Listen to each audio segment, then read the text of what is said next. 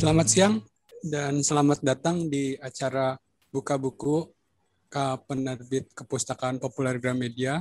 Siang ini kita membahas buku Stop Membaca Berita karya Rolf Dobelli.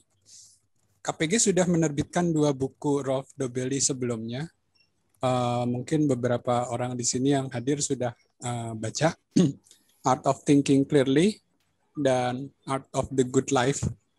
Di Art of Thinking Clearly, Dobelli itu memberikan 99, judulnya bahasa Indonesia 99 sesat pikir. Nah itu dia memberi pedoman tentang 99 kesalahan berpikir yang bisa dilakukan oleh kita. Sedangkan di Art of the Good Life, Dobelli berbagi tips kehidupan yang menurut dia baik. Dia nih kayak alirannya gaya-gaya stoik, merelakan, menghadapi dengan tenang, model-model begitu. Tapi di 2 buku itu, kebetulan saya pegang yang pertama. Satu tips yang Dobelli kasih adalah jangan baca berita. Dan rupanya Dobelli sendiri di bukunya yang terbaru ini, Stop Membaca Berita, aslinya Stop Reading the News. Bahasa Jermannya ada lagi, tapi kayaknya itu beda. Ada Digitales Leben, seni kehidupan digital mungkin ya, Art of Digital Living. Tapi toh diterjemahkannya dalam bahasa Inggris menjadi Stop Reading the News. Nah, di situ Dobelli memberi tips jangan baca berita kalau mau hidup tentram. Dia sendiri ngaku sudah tidak mengonsumsi berita sejak 2010. Mungkin itu mengagetkan ya buat kita, apalagi kalau buat kita terbiasa dengan baca berita tentang apapun gitu. Nah, apa sebenarnya alasan Dobelli bilang begitu dan apa benar tipsnya itu berlaku buat kita? Makanya siang ini kita diskusikan dengan 2 orang, yang satu akademisi, yang satu praktisi, Mas Ignatius Haryanto dari Universitas Multimedia Nusantara, dosen pengajar jurusan komunikasi, dan Mas Wisnu Nugroho, pemimpin redaksi kompas.com sebagai praktisi.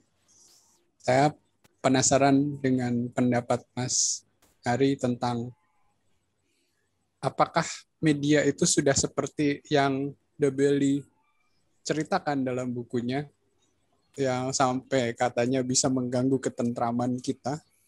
Dan kalau dari Mas Wisnu nanti saya penasaran, benar nggak sih seperti itu? Terus sudut pandang media itu gimana melihatnya? Apakah benar media itu seperti yang dibilang oleh Dobelli? Kalau benar gimana? Kalau misalkan enggak, ya bagaimana gitu? Okay. Diskusi ini dimulai sama Mas Hari, lalu Mas Wisnu.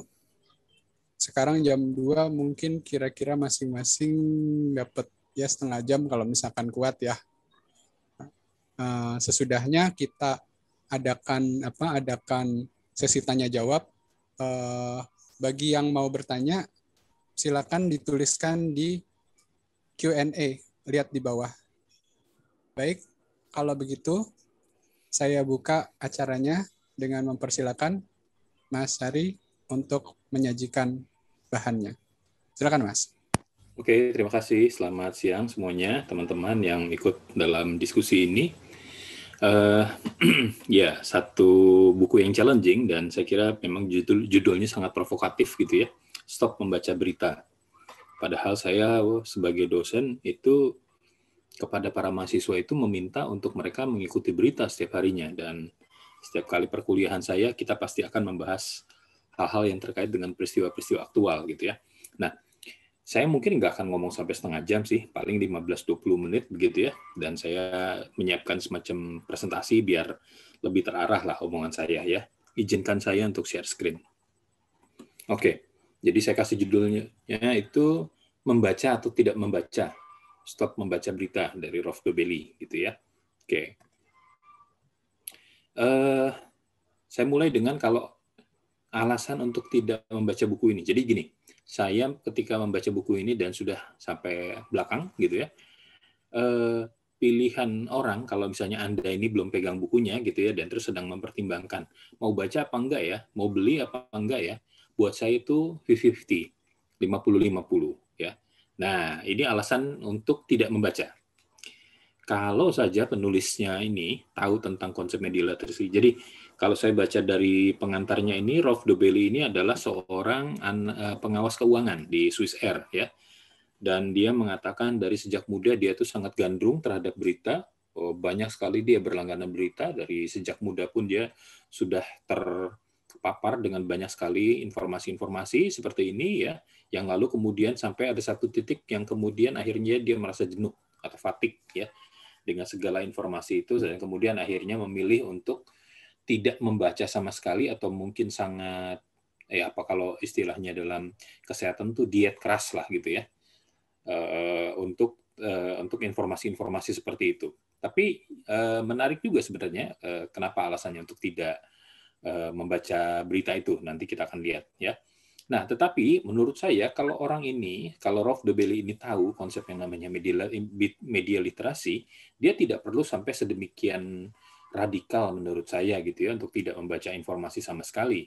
Karena bagaimanapun juga saya kira media literasi itu mengajak orang untuk bijak dan mempertimbangkan apa yang mau dikonsumsi dari media begitu ya. Kendalinya itu ada pada diri kita, bukan pada medianya itu. Tidak ada yang menyuruh untuk ngikutin berita itu 24 jam atau dalam 7 hari, seminggu begitu ya, nggak ada seperti itu, dan kita sendiri yang harus memilih mana yang mau kita anggap penting dan mana yang kita anggap relevan, berguna untuk diri kita gitu ya. Jadi kita yang harus menentukan pilihannya. Dan juga saya kira di sini menurut saya Dobelli ini, ya ini pandangan saya ya, mencampur baurkan antara media atau jurnalis yang mengejar clickbait dengan media yang berkualitas begitu ya. Nah, ini yang saya kira harus dilihat. Saya kira begini, kalau media itu kalau kita bicara dalam terminologi komunikasi yang umum gitu ya, media massa itu punya salah satu fungsi informasi. Jadi istilahnya itu surveillance of the environment ya. Bagaimana kita mengetahui hal-hal di sekitar kita supaya lalu kemudian informasi itu membantu kita untuk memahami lingkungan di sekitar kita ya. Jadi menurut saya membaca berita itu sesuatu yang juga penting ya. Nah, kalau mau lihat yang lebih luas, kita tuh bahkan dari kondisi minat baca itu jauh sekali ya. Ranking 60 dari 61 negara yang disurvei oleh UNESCO begitu ya. Nah, ini bahkan saya tampilkan ada link itu.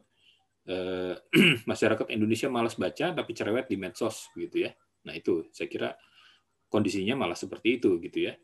Dan memang membaca berita itu bisa memberikan dampak-dampak yang lain seperti itu gitu ya.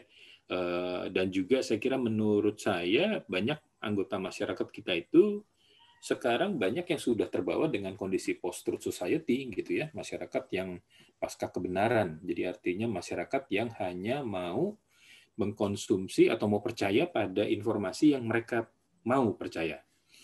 Walaupun disodorkan berita-berita yang faktual, yang rasional, dan lain-lain, hasil dari riset dan lain-lain, itu banyak yang juga tidak mau. Salah satu contoh yang saya kira konteksnya penting hari ini adalah masih ada banyak kelompok masyarakat yang anti vaksin misalnya, dengan macam-macam pertimbangan ya. Tapi bukan soal kesehatan itu sendiri, tapi karena mereka percaya dianggapnya vaksin itu tidak berguna, mereka punya kekebalan tubuh tertentu yang tidak perlu vaksin dan lain-lain seperti itu. Ya. Sebaliknya menurut saya, misalnya saya membayangkan ketika baca bukunya Dobelli ini, saya malah berpikir, saya malah pengen tahu ya kalau misalnya atau ada semacam raport gitu ya, raport tersendiri buat mahasiswa. Kalau dalam kuliah 4 tahun, bisakah mereka membuat daftar 50 judul buku yang mereka pernah baca dalam kurun 4 tahun di luar bacaan wajib perkuliahan gitu ya. Ya artinya kita pengen tahu keluasan pengetahuan mereka itu seperti apa, begitu ya. Ya tentu saja ini mungkin berbeda ya, buku dengan berita. Kalau Dobelli lebih concern dengan soal berita, tapi kalau saya di sini mau mengajukannya ini daftar buku yang dibaca oleh mahasiswa. Nah, sekarang alasan untuk membaca buku ini. Nanti penerbit juga bisa lihat alasan yang tidak membaca dengan membaca itu mana yang lebih banyak gitu ya. Nanti bisa dilihat sendiri. Nah, alasan untuk membaca buku ini menurut saya karena dia mengajak kita untuk memilah informasi.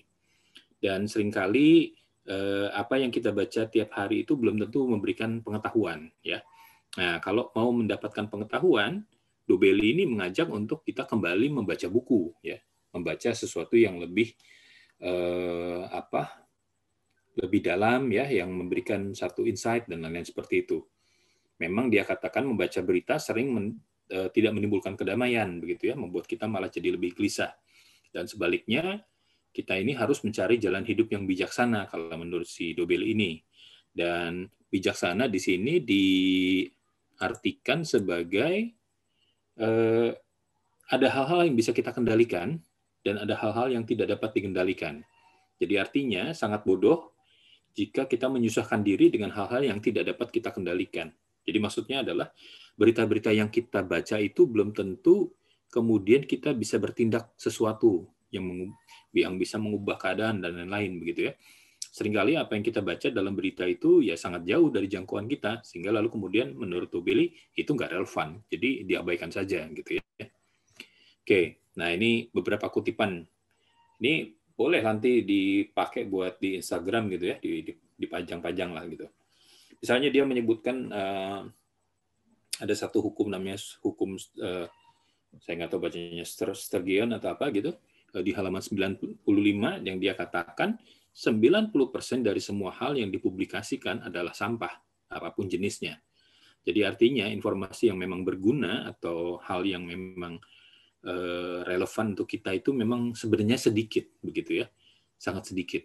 Dan kayaknya mungkin hukumnya seperti itu, hanya sedikit yang bisa berguna buat kita, seperti itu. Kemudian si Dobelli ini menarik sebenarnya, cara penulisan Dobelli ini menurut saya dia membuat bab-bab yang pendek-pendek begitu ya, tetapi dia bikin dalam banyak poin. Di sampai terakhir itu ada 35 poin, ada 35 bab, dan satu bab itu dia paling hanya bahas 5 sampai 7 halaman begitu ya. Jadi lebih concise, dan Anda kalau misalnya mau pilih poin-poin yang Anda anggap menarik gitu bisa langsung loncat saja masuk ke bagian itu gitu ya. Nah, satu hal misalnya dia katakan juga adalah berita itu membuat kita jadi tidak damai, dan dia kaitkan lalu kemudian dengan soal kreativitas gitu ya. Dia bilang begini, kreativitas itu membutuhkan konsentrasi. Jika Anda terus-menerus diganggu oleh berita, Anda tidak dapat membangun gagasan-gagasan baru. Lalu kemudian dia mengutip temannya Mas Wisnu nih, Friedrich Nietzsche nih, untuk melahirkan seorang bintang dansa, Anda memerlukan sedikit kedamaian dan ketenangan di bangsal persalinan gitu ya. Maksudnya adalah kreativitas itu membutuhkan ketenangan, keheningan begitu ya, yang seringkali itu tidak akan kita dapat kalau kita terlalu banyak mengkonsumsi berita. Kemudian, nah ini saya sih menduga Mas Wisnu itu mungkin nanti akan banyak mungkin mengkritik atau mungkin agak marah-marah gitu ya sama tulisannya Dobelli ini, karena beberapa bagian tuh menyangkut pekerjaannya dia sekarang begitu ya.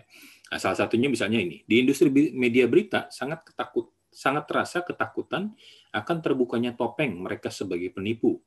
Hasilnya jurnalis menderita depresi atau sinis atau semuanya pada saat yang bersamaan.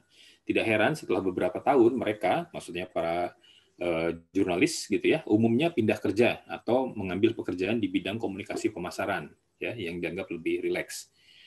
Kemudian juga kutipan lain, serangkaian kabar tentang hal-hal yang tidak dapat kita ubah membuat kita jadi pasif.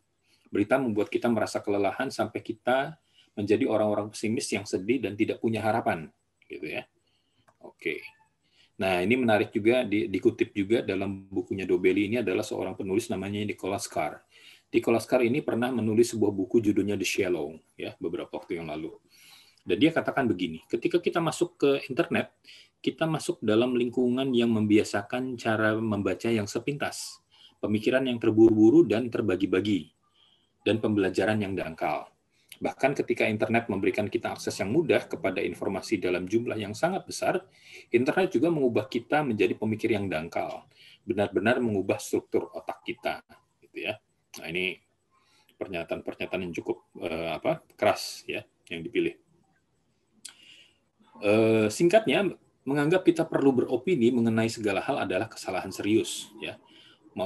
Marcus Aurelius mengatakan Anda bebas untuk tidak memiliki opini tentang semua orang sehingga Anda menyelamatkan diri dari keresahan jiwa.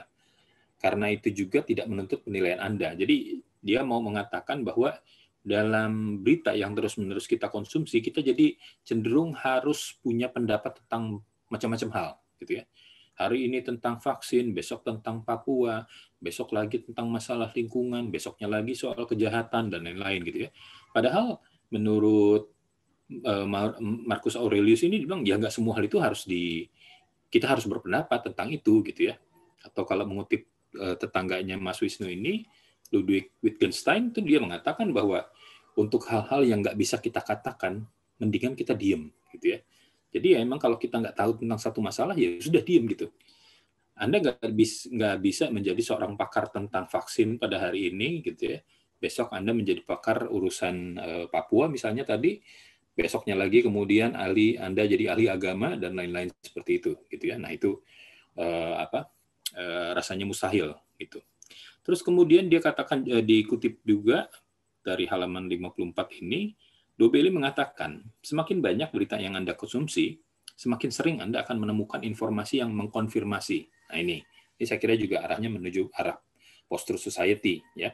Bahkan ketika pendapat Anda salah, sekarang berita tidak lagi berfungsi sebagai ujian kebenaran, tetapi menemukan kesalahan di pendapat yang tidak akurat, melainkan malah memperkuat berbagai pendapat itu, gitu ya. Nah ini saya kira juga tendensi untuk menjadi kita hanya mau membaca apa yang kita mau percaya. Oke. Ini dikit lagi. Ya, berita adalah kebalikan dari memahami dunia. Berita menunjukkan bahwa yang ada adalah kejadian-kejadian. Tapi seringkali lalu kemudian banyak kejadian itu tidak ada konteksnya ataupun tidak ada relevansinya dengan diri kita, dengan hidup kita, ya. Situasi kita yang seperti ini, terus kemudian ada Olimpiade di Jepang yang masih tarik-menarik, apakah akan jadi atau tidak, so what, gitu. Olimpiade di Jepang, kalaupun dibatalkan, memang apakah akan mengubah hidup kita? Nggak mesti, gitu ya. Oke. Terus siapapun yang nanti jadi juara Piala Eropa itu apakah akan juga mengubah hidup kita? Nggak juga, gitu ya. Nah, itu. Lalu kemudian juga, nah ini, saya kira ini saya sampai pada, menurut saya ini adalah inti dari buku ini, kalau menurut saya, gitu ya. Saran dari Dobelli di sini justru adalah kita harus lihat semua informasi yang sesuai dengan lingkaran kompetensi kita adalah informasi yang berharga. Jadi artinya dari tadi misalnya semua berita yang dianggap tidak relevan, mari kita menentukan diri kita ini punya kompetensi apa sih?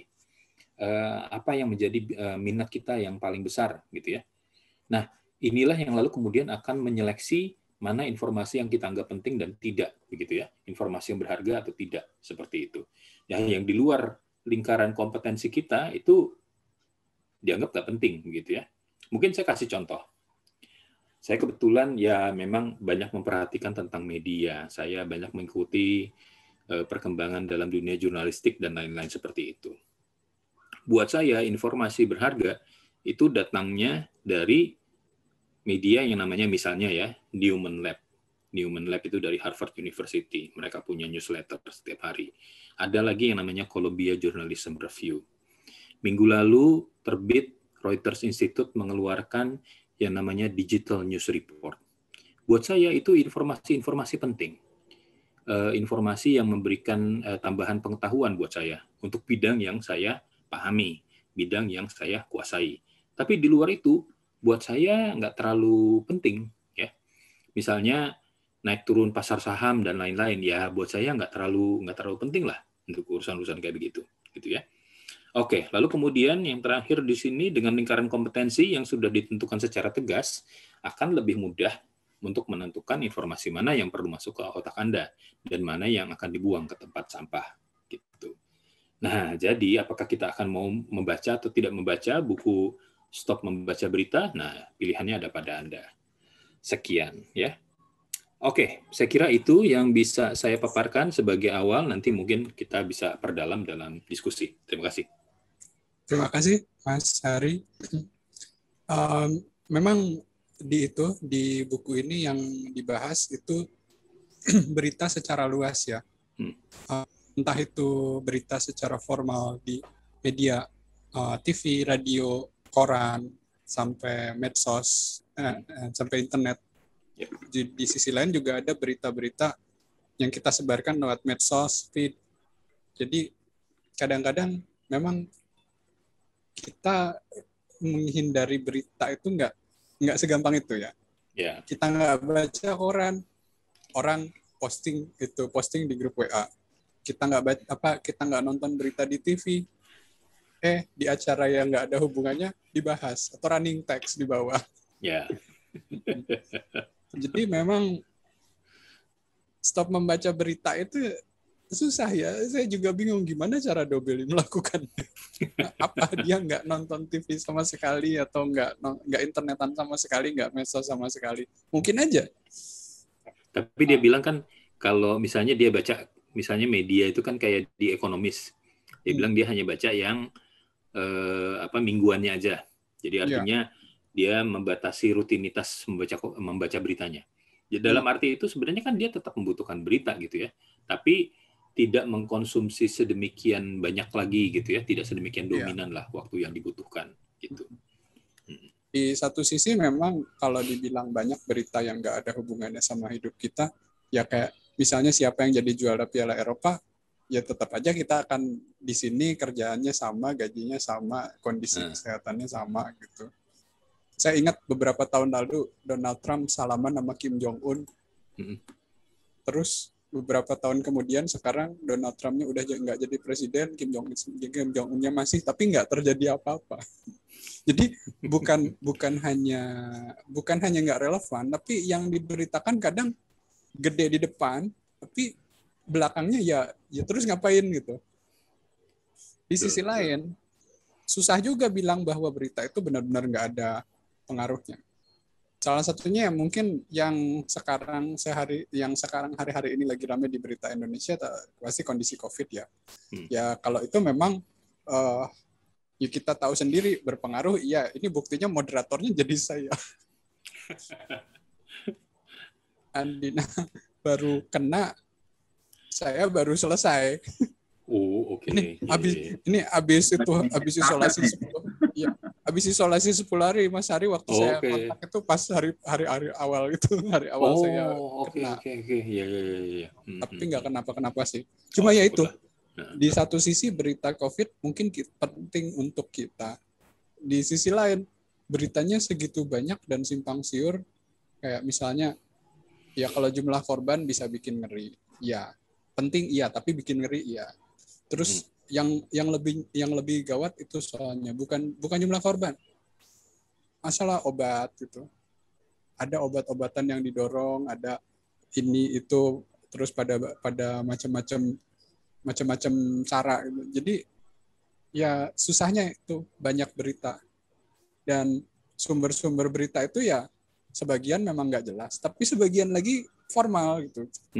Dia dari koran, dia dari TV, dia dari orang yang ngomong di TV, dia dari situs berita, mungkin dari kompas.com, dari Tribun News, dari Warta Kota, yang makanya kita senang ada Mas Wisnu di sini. Jadi kalau misalkan ada buku yang nuduh berita seperti ini, supaya cover both sides, kita harus dengar dari orang media sendiri. Mas Wisnu, saya udah baca karya Anda sejak itu, yang buku-buku Pak BY dulu itu. Nah, rupanya sekarang udah pindah dunia dari dunia nyata cetak ke dunia maya yang mungkin pola perjuangannya beda, dan menghadapi tuduhannya Dobeli dan ajakannya untuk stop membaca kompas.com, bagaimana nih? Silakan Mas Wisnu.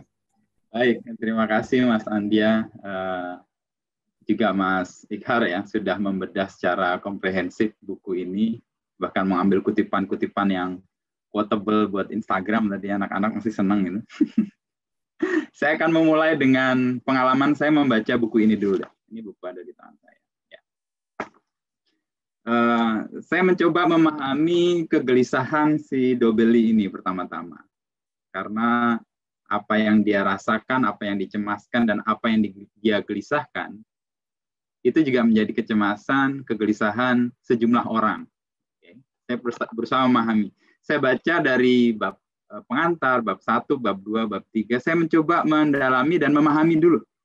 Sampai kemudian saya berhenti di bab 10.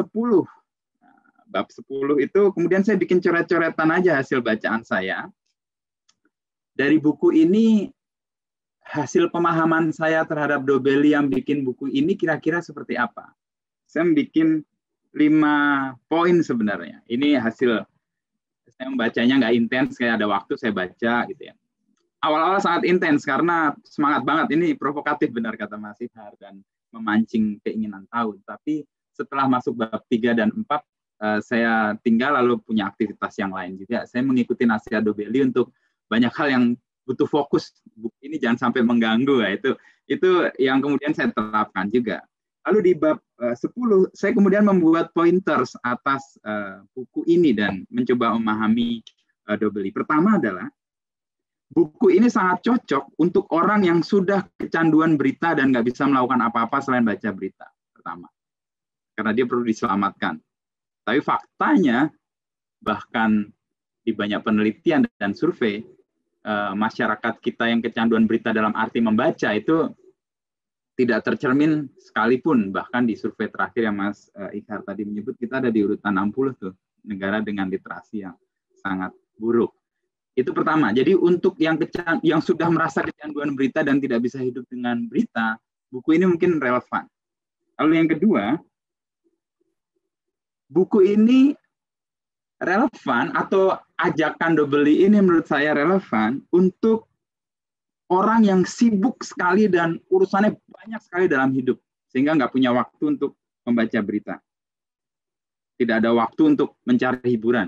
Tidak ada waktu untuk meluangkan untuk leisure time lah, untuk hal-hal yang sifatnya ringan, nggak melulu berkerut dan memikirkan sesuatu. Yang ketiga, agak ada rancu dalam pandangan Dobelli menurut saya mengenai apa itu penting dan apa itu tidak penting. Apa itu informasi, apa itu berita. Jadi informasi, berita itu memang nggak serta-merta harus memberikan dampak yang langsung untuk hidup. Bisa jadi hiburan, itu tidak tercermin di kecemasannya Dobelli. Itu yang ketiga ya. Yang keempat, saya melihat ada obsesi yang sangat dalam dari Dobelli ini dan mungkin orang-orang yang sepikiran dengan Dobelli untuk menjadi produktif sekali dalam hidup dan ada obsesi untuk modernitas. Jadi harus progres, harus melakukan sesuatu, mendapatkan hal yang baik, tidak terganggu dengan yang lain, pencapaian-pencapaian, meskipun dia dalam arti tertentu kadang-kadang menyebut soal banyak hal tidak bisa kita kendalikan dan sebagainya. Jadi agak rancu di sini saya melihat. Dari Dobelli melihat itu. Jadi ada obsesi untuk menjadi produktif, obsesi untuk berhasil, obsesi untuk tidak membuang waktu, obsesi untuk hal yang masuk dalam diri seseorang itu harus selalu bermanfaat langsung. Nah, ini nih yang saya lihat dari Dobelli. Yang terakhir setelah bab 10 ya, saya berhenti lalu mencatat itu. Ini kesimpulan dan bisa jadi saya bias juga karena saya orang media dan ini perlu dicatat juga. Saya melihat ada sakit hati yang sangat dalam atau kebencian yang sangat dalam dari Dobelli ini kepada berita. Saya bisa memahami kenapa. Mungkin dia sudah dalam fase kecanduan awalnya. Saya punya teman yang kecanduan narkoba dan sebagainya. Setelah dia sembuh, memang dia sangat membenci itu. Dan dia sangat bikin setiap bertemu orang, dia itu kayak evangelis. Jadi bikin penjelasan, lo harus meninggalkan ini, lo harus meninggalkan ini. Gue udah masuk di situ dan gue hancur hidup gue. Makanya gue harus memberitahu lo, itu tidak benar. Dan ini kemudian saya baca lagi setelah bab 10. Dobelli ini berhasrat sangat kuat untuk meyakinkan orang tentang kebenaran yang dia dapat. Sehingga saya malah merasa upayanya yang demikian keras dan ditunjuk-tunjukkan terus-menerus, saya merasa malah ini kendor jadinya. Gitu. Nah, ini yang kontradiktif. Lalu saya membaca bab 11 sampai bab 30. Sampai bab 30, saya mencoba membuka lagi bukunya ini, sampulnya saya baca lagi. Bukunya adalah Stop Membaca Berita, Manifesto untuk Hidup yang Lebih Bahagia, Tenang, dan Bijaksana. Saya kok merasa judulnya nggak pas jadinya ya. Ya oke, tadi di dalam bahasa Jerman judulnya sebenarnya bukan ini ya Mas Andia ya tadi ya. Soal the art of apa gitu tadi ya. Ya, di Kunst das Digitalen Lebens apa? Ya, kalau diterjemahkan jadi seni hidup digital. Ya, seni di hidup digital. Mungkin sebenarnya itu lebih tepat ya, karena kalau diterjemahkan menjadi Stop Membaca Berita, memang kelihatan sekali dendam dari Dobelli ini atas kecanduan yang dia alami, sehingga dia ingin meyakinkan, please semua orang jangan kecanduan seperti saya, dan untuk tidak kecanduan seperti saya kasih tahu nih, manfaat buruk, kalau buruk kan manfaat ya, akibat buruk dari membaca berita.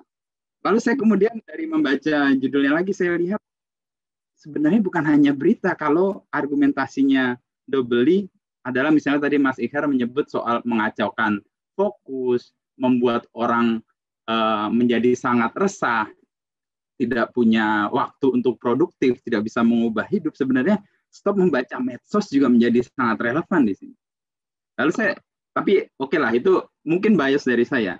Tapi karena saya melihat ini dia berangkat dari kesadaran atau mungkin pencerahan ya, dari keterpurukannya sebagai orang yang kecanduan berita, lalu dia punya poin-poin yang secara personal dia alami, dan ini fine dan nggak ada yang bisa menggugat karena itu sangat personal dan itu nggak ada masalahnya juga. Yang menjadi persoalan buat saya sebagai orang media, sekali lagi mungkin saya bias ya sebagai orang media. Saya menerima sejumlah kritik yang disampaikan oleh Dobelli dan beberapa memang valid, nggak ada yang perlu saya bantah. Tetapi argumentasi yang dia coba bangun dari bab ke bab sampai akhirnya membuat orang harus percaya dengan apa yang dia yakini, saya melihat argumentasinya itu argumentasi yang didasari atas kebencian. Itu pertama yang saya dapat dari pernyataan itu. Ya masuk akal karena orang sudah kecanduan dan berhasil bangkit, dia akan benci sekali yang membuat dia kecanduan. Ini saya punya tidak hanya 3-5 orang yang kecanduan narkoba dan menjadi evangelis, dan which is bagus karena mencegah orang tidak kecanduan ya. Dobelli ini saya merasa seperti itu ya pengalaman saya sendiri. Lalu saya melihatnya di sini kan disebut manifesto untuk hidup yang lebih bahagia, tenang, dan bijak. Dan karena argumentasi ini dibangun, saya tadi menyebut dengan penuh kebencian dari pengalaman jatuh yang sangat dalam karena kecanduan, ini tidak ditulis dengan perasaan bahagia, tidak dengan perasaan tenang, dan tidak bijaksana menurut saya. Sebagai yang telah membaca ini di bab 10 mengambil kesimpulan, terus sampai bab 30 saya membuka akhir di buku ini, lalu kemudian saya kasih catatan. Saya tidak meragukan validitas pengalaman personal dia atas berita yang mengacaukan hidupnya. Itu menurut saya nggak bisa dibantah karena itu pengalaman personal. Tetapi poin yang tadi Mas Ikhar sebut pertama-tama bahwa media literasi itu memungkinkan semua orang untuk bersikap dalam tanda petik mungkin netral enggak ya, dia punya kemampuan untuk memilah dan kemudian memilih informasi yang ada dimanapun, dan kita tadi tidak bisa menghindar dari informasi sebenarnya.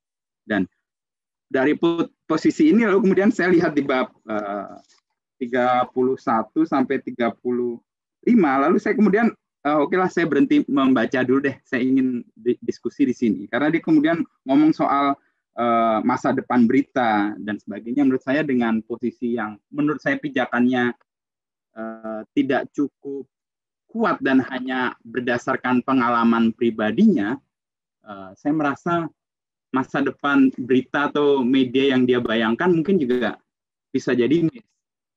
Dalam posisi ini, saya mencatat beberapa hal selain yang tadi saya sebut, mungkin saya ulangi lagi, cocok untuk orang-orang yang sampai hari ini kecanduan berita seperti Dobelli. Buku ini oke, silahkan dibaca. Dan ini akan membantu Anda untuk keluar dari kesulitan atau kecanduan yang pernah dialami Dobelli. Ini kayak how to versi Dobelli keluar dari jebakan atau kecanduan yang sangat akut akan berita. Lalu yang kedua, jika hidup Anda sibuk sekali dan semua harus Anda tangani, ya ini buku ini penting. Jadi nggak usah baca berita. Lakukan hidup Anda menjadi lebih penting dan menjadi lebih baik. Lalu yang tadi saya lihat, karena Dobelli ini punya obsesi yang sangat besar terhadap produktivitas, obsesi yang besar untuk melakukan perubahan melalui dirinya sendiri, itu menurut saya itu agak bias juga, karena hidup tuh nggak melulu soal progres, nggak melulu soal hal-hal yang sifatnya produktif. Manusia itu kan homo ludensi, ya, manusia yang bercanda, humor, mendapatkan informasi itu bukan sekedar mengisi pikiran, tapi juga menghibur. Itu sesuatu yang tidak atau mungkin diabaikan, dilihat oleh Dobelli bahwa informasi tidak hanya berita tidak hanya memberi informasi, tapi juga dia menghibur. Itu faktor yang kita juga butuh. Nah, karena penilaian saya terhadap informasi dan apa yang dikatakan Dobelli ini berangkat dari sebuah pengalaman personalnya atas keterpurukannya karena menjadi pecandu berita, ya faktor bahwa dia kemudian menulis dengan gaya untuk terus meyakinkan orang, ya bisa saya pahami. Sampai di situ sih bayangan saya untuk bisa kita mulai untuk diskusinya. Poin-poin yang misalnya disebut bahwa media membuat, dia menyebut satu topik yang soal terorisme sebenarnya. Ada benar yang dikatakan, ada benarnya bahwa teroris menggunakan media untuk mencapai tujuannya dalam konteks menebarkan ketakutan. Tetapi kalau kita kembali ke situasi saat ini, mungkin bukan terorisme, virus misalnya. Kalau media atau tidak memberitakan dan tidak menyiarkannya secara luas, apa yang akan terjadi misalnya? Nah, ini pengandaian sih. Media sedemikian gencar menyampaikan informasi dengan banyak input dan banyak sumber, itu pun kita tidak mampu menangani. Apa jangan-jangan kalau nggak ada media malah bisa jadi nggak ada virusnya. Kalau menurut Dobelli seperti itu sih, kalau pakai logika dia teroris, ya. Teroris itu akan berhenti ketika nggak ada dia yang memberitakan. Atau misalnya virus akan berhenti, apakah akan berhenti kalau tidak ada yang memberitakan. Tapi faktanya dia terjadi. Yang lain juga, yang poin yang menurut saya baik dari buku ini adalah dia memberikan informasi kepada kita dan kritik sebenarnya kepada jurnalisme, terutama jurnalisme era digital, ya, terkait bagaimana model bisnis yang kemudian menjerat media hampir semua. Mungkin kalau tadi hukum Sturgeon itu mungkin 99% media dalam posisi masuk dalam jebakan bisnis seperti itu. Bisnis yang membuat orang harus membaca sedemikian banyak artikel supaya menghasilkan bisnis bagi media itu. Ini ada benarnya bahwa ini sesuatu yang memang kita sedang upayakan untuk terobos supaya media juga tidak terjebak dalam situasi seperti ini. Dia memberikan gambaran soal kenapa kok media masuk ke saya tadi baca atau kemarin soal bagaimana Google, Amazon, dan raksasa digital itu mengambil alih peran-peran media dan membuat media itu akhirnya tergantung pada apa yang dilakukan oleh Google, Amazon, dan raksasa-raksasa di dunia digital itu. Ini sesuatu yang benar, valid, dan media yang kalau dalam konteks pakai logikanya Dobelli lagi, yang perlu dikonsumsi adalah yang sesuai dengan ekspertis kita atau minat kita atau kesukaan kita. Nah, media nanti masa depan menurut saya akan tidak lagi menjadi media untuk umum, tapi media yang sifatnya spesifik. Media-media, jurnal-jurnal atau liputan-liputan atau laporan-laporan yang sesuai dengan minat dan kebutuhan orang-orang dan kecakapan yang ingin dibekalkan orang-orang untuk hidupnya. Itu sih kira-kira yang bisa saya kasih gambaran umum tentang buku ini dan bagaimana saya membaca buku ini. Selanjutnya mungkin diskusi akan menjadi lebih menarik untuk bisa kita kontekskan dengan pengalaman Indonesia, pengalaman Mas Ikhar sebagai pengajar, dan pengalaman saya sebagai praktisi di media. Demikian Mas Andia. Oke, terima kasih Mas Wisnu. Dan terima kasih juga apresiasinya karena sudah baca bukunya sampai habis. Ya sampai bab 30 saya anggap udah habis lah, itu udah 90%. Oke, berarti kita bisa mulai dengan apa? Dengan sesi interaktifnya ya. Ini jam 2.41. Nah, masih ada waktu. Sebenarnya waktu kita masih ada sejam. Sorry Mas Andia, ini kutipan yang tadi saya cari-cari baru ketemu nih. Soal bagaimana model bisnis media sekarang itu dalam tanda petik kayak dibajak oleh raksasa-raksasa di dunia digital. Saya akan bacakan di bab 23 halaman 86. Kita tidak dapat benar-benar menuduh perusahaan media menghancurkan jurnalisme. Ya, awalnya kan Dobeli dengan sangat keras mengkritik media karena membuat atau melacurkan media menjadi umpan untuk mendapatkan klik dan sebagainya. Tapi dia menyebut di sini, kita tidak dapat benar-benar menuduh perusahaan media menghancurkan jurnalisme. Raksasa internetlah yang mencuri pendapatan periklanan mereka, mengacaukan cara mereka melakukan usaha. Raksasa itu disebut adalah Google, Facebook, dan Amazon. Namun, kesuksesan para raksasa itu hanya sebesar yang kita, para konsumen, ciptakan dengan menghabiskan waktu kita di platform mereka. Nah, dari titik ini kemudian saya membalik buku ini dan mengubah judulnya Stop Membaca Medsos. Karena persoalannya ada di situ. Atau kalau nggak medsos, istilahnya apa ya? Medsos ada Instagram di situ, punya Facebook, punya satu grup juga, WhatsApp juga punya mereka, Google semua semestanya mereka kuasai, itu juga di bagian medsos kita. Dan ini menjadi kemudian relevan kalau diluaskan, misalnya kalau kita udah kecanduan medsos, beritanya dicoret jadi medsos. Ini jadi panduan untuk kita bisa keluar dari jebakan kecanduan medsos sebenarnya. Dalam arti tertentu. Karena kita belum pada titik orang yang literate banget sih. Kalau medsos kayaknya orang udah medsos banget sih. Itu poin tambahan saya. Sorry Mas Andi, menambah karena baru ketemu kutipan. Oke, makasih. Jadi bukunya ditepis ya. Jadi stop membaca medsos. Oke. Ini ada beberapa pertanyaan. Tapi sebelumnya saya dulu ya yang mau nanya ke Mas Hari dan Mas Wisnu. Sebenarnya tadi kalau dibilang literasi media rendah, sebagian besar orang Indonesia nggak baca media dalam arti membaca serius, mengikuti, buka artikelnya satu-satu gitu. Mungkin itu memang rendah. Tapi saya rasa salah satu yang mungkin khas di sini, nggak tahu di luar, adalah kalau misalkan membagi media, itu kencan. Pasti semua tahulah maksudnya. Ya kita di forward berita ini itu gitu. Ya. Itu sebenarnya bagian literasi media atau gimana Mas Hari? Karena kita tahu sendiri banyak sekali orang, entah motivasi atau kebiasaannya gimana ya, dapat suatu kabar dia langsung menyebarkan ke sebanyak-banyaknya grup WA yang dia punya, ke semua kontak, dan ya kadang-kadang di antara yang ngebagiin ini justru warga senior gitu, yang sebenarnya pengalamannya sama media itu panjang gitu. Mas Ari gimana itu melihat fenomena seperti itu?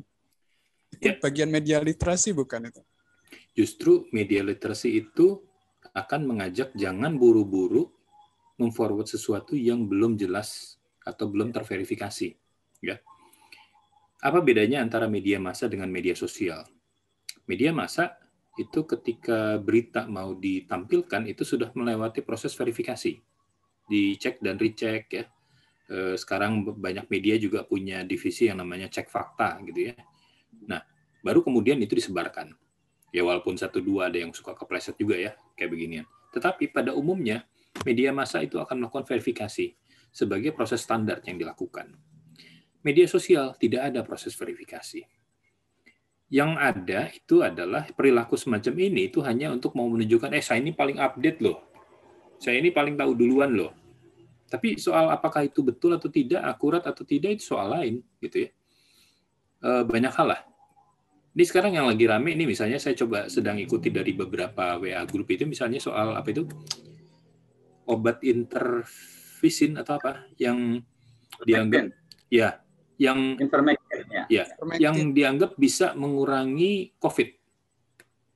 Tapi kita belum tahu nih, benar apa enggaknya, kita belum tahu, ada uji klinisnya, benar ada pakar yang sudah ngomong atau belum, dan lain-lain. Dan ini juga saya tinjau dari beberapa grup WA, harganya yang biasanya cuma 7.000 perak, itu sekarang bisa sampai 400.000 bahkan. Ya, itu buat saya memang luar biasa ini gitu ya. Tetapi di satu sisi yang lain, justru saya kira kehati-hatian kita untuk informasi yang terverifikasi saat ini yang harus lebih kita waspadai begitu ya.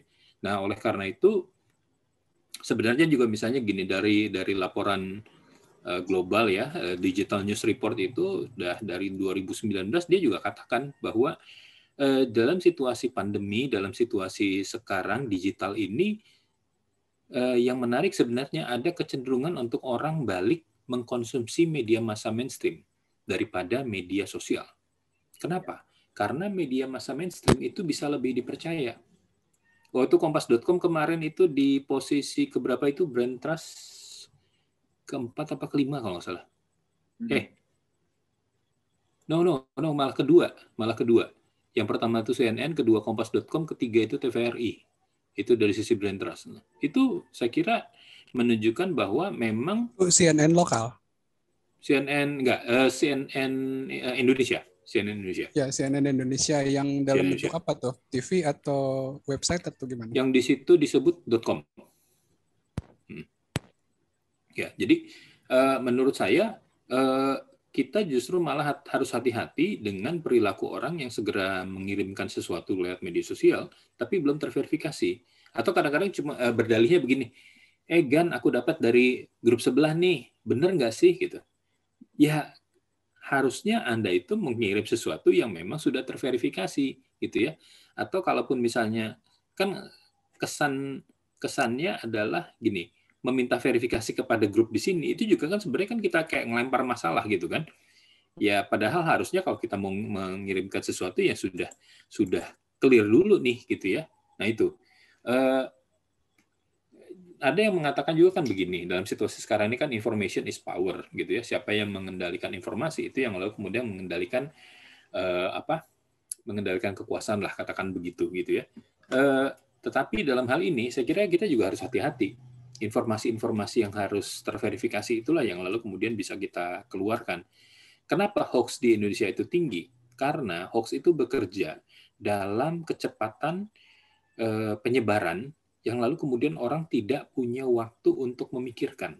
Tidak punya waktu orang untuk mempertimbangkan. Ini tuh masuk akal apa enggak ya? Ini make sense apa enggak? Pakai common sense saja sih sebenarnya. Ini kira-kira masuk akal enggak ya? Ini betul apa enggak ya? Gitu ya. Dan kalau sesuatu itu penting dan itu beredar awalnya di media sosial, tunggulah sebentar. Kalau soal itu memang penting, itu pasti akan keluar di media massa mainstream. Dan kita cek, betul atau tidaknya. Nah, jadi memang salah satu tugas media massa pada hari ini itu adalah justru menjadi tukang verifikasi. Ya mohon maaf kalau saya pakai kata tukang ya, karena saking banyaknya. Satu hal nih sudah diverifikasi hari ini, muncul lagi informasi yang kita harus verifikasi lagi. Nah, itu tugasnya Mas Wisnu dan kawan-kawan tuh. Tiap hari harus memverifikasi ini itu gitu ya, yang berita-berita yang kadang-kadang belum jelas, tapi ya media massa harus memberikan kejelasan ini begitu. Itu kira-kira. Oke. Tapi untuk apa? Sebenarnya untuk verifikasi itu saya pikir ada satu layer kesulitan lagi, bahwa yang benar faktual itu mungkin gampang ya. Kayak misalnya kita mau cek jumlah kasus baru COVID hari ini gitu. Itu kita bisa cek di itu di angka resmi. Kalau misalkan kuat bisa kayak kawal COVID ngebandingin sama situs pemerintah daerah. Kalau lebih kuat lagi neliti sendiri, ngitung sendiri gitu. Ya. Nah, itu buat yang faktual. Tapi ada juga yang lain, bahwa ini bukan masalah faktual, tapi masalah angle gitu. Jadi kayak misalnya fakta yang sama mungkin disampaikan sama Kompas dan CNN bisa beda. Ya taruhlah kayak kemarin itu yang komentarnya BEM. Ada yang nulis itu kritik BEM, ada yang nulis itu kritik mahasiswa se-Indonesia gitu. Jadi beda, sama-sama media formal, mungkin kebijakan redaksinya beda, jadi keluarnya beda gitu. Jadi, nah itu juga sebenarnya kalau misalkan diserahkan ke masyarakat, ya tadi masyarakatnya juga mungkin mana tahu gitu yang mana fakta, yang mana bias media, bias kepentingan media. Makanya saya pengen nanya ke Mas Wisnu sebagai praktisi, sebenarnya sejauh mana sih ideal dan praktiknya gitu media itu berperan dalam memilah fakta dan opini yang ditampilkan, dan tanggung jawabnya itu gimana gitu ke masyarakat? Apakah ya saya ngerti kadang-kadang ada media yang punya kepentingan, mungkin bahkan di dalam grup kita sendiri aja kan kadang ada yang kepentingannya beda gitu, tergantung redakturnya masing-masing. Itu sebenarnya tanggung jawab media itu gimana jadinya untuk hal-hal seperti itu, bahwa kebenaran fakta atau opini bisa bercampur aduk dan diserahkan ke audiens, atau malah memang sengaja untuk mempengaruhi audiens? Gimana Mas Wisnu? Ya, di buku ini disebut juga sih, Dobli menyebut bahwa media di beberapa saya lupa, intinya adalah kalau media sudah menulis, dia nggak peduli dengan apapun yang sudah dia ditulis, dan kita sendiri yang akan terjebak dengan tulisan media itu sendiri. Makanya Dobli mengatakan tinggalkan saja media.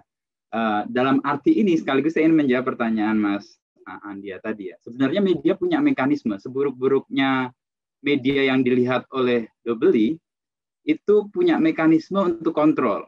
Salah satu mekanisme yang paling nyata adalah di Dewan Pers. Orang bisa mengadukan, bisa menyampaikan keberatan kalau yang ditulis tidak sesuai dengan fakta, kalau ada ketidakberimbangan, kalau ada bias kepentingan. Tapi bagaimana ini bisa terjadi, tadi pertanyaan Mas Andia.